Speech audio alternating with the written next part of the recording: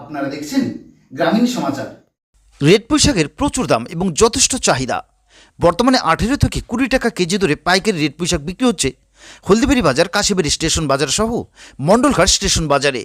তাই লাভের স্বপ্ন দেখছেন এবার পুঁই শাক চাষিরা। সেরকমটাই জানালেন জলপাইগুড়ি সদর ব্লকের রায়পাড়া বুথের চাষি গোবিন্দ সরকার। তিনি বলেন বর্তমানে পুঁই শাকের প্রচুর দাম রয়েছে।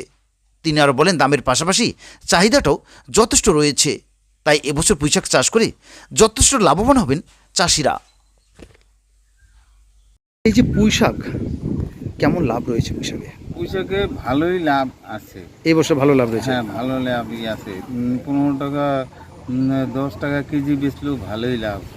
প্রথম দিকে তো 20 টাকা কেজিও ছিল, এখন হয়তো 18-15 যাচ্ছে। হ্যাঁ, 15। এইরকম দাম থাকলে কি চাষিরা লাভবান হতে পারবে? লাভবান হতে পারবে।